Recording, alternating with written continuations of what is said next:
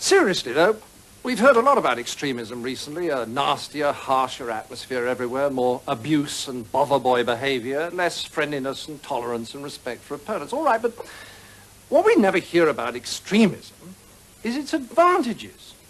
Well, the biggest advantage of extremism is that it makes you feel good because it provides you with enemies. Let me explain.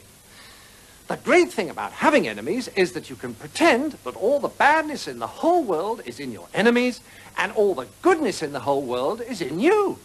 Attractive, isn't it? So, if you have a lot of anger and resentment in you anyway, and you therefore enjoy abusing people, then you can pretend that you're only doing it because these enemies of yours are such very bad persons. And that if it wasn't for them, you'd actually be good-natured and courteous and rational all the time. So, if you want to feel good, become an extremist. Okay, now you have a choice. If you join the hard left, they'll give you their list of authorized enemies. Almost all kinds of authority, especially the police, the city, Americans, judges, multinational corporations, public schools, furriers, newspaper owners, fox hunters, generals, class traitors, and, of course, moderates. Or, if you'd rather be an extremist on the hard right, no problem, fine, you still get a lovely list of enemies, only they're different ones. Noisy minority groups, unions, Russia, weirdos, demonstrators, welfare sponges, meddlesome clergy, peaceniks, the BBC, strikers, social workers, communists, and, of course, moderates.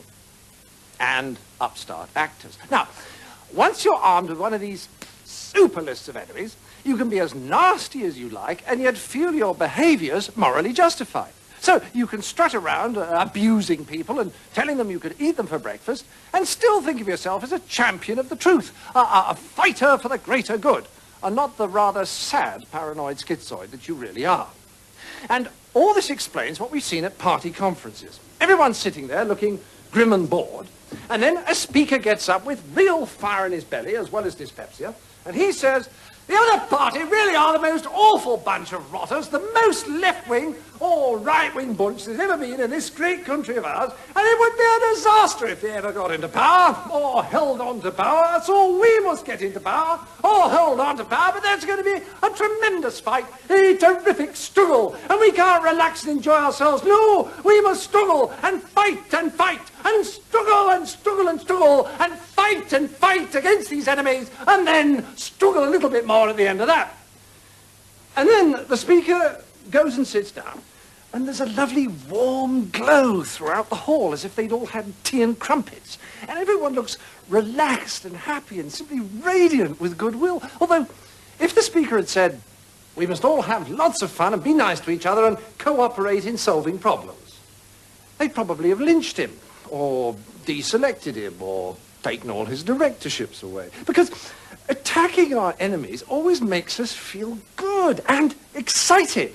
In fact, just about the only disadvantage to extremism is that it can never solve problems. But then solving problems is a real bore compared with hailing victory and swearing to smash capitalism and crush socialism and generally feeling good. I mean, solving problems involves frustrating things like listening to people with different views and learning from them, which of course breaks the first rule of British politics. No other party's ideas are any good.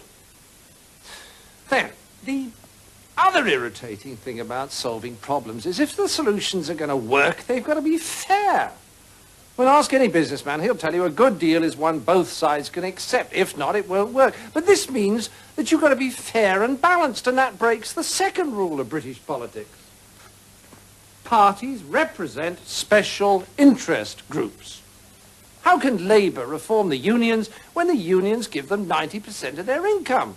Of course the Tories will reform the unions, but they'll allow self-regulation for the City of London, which gives them a lot of their money. It's a giggle, isn't it? And these two rules are exactly why so many of our problems are not being solved, because the old British system has been the seesaw. First Labour, then the Tories. No continuity of planning, from nationalisation to denationalisation to renationalisation to privatisation.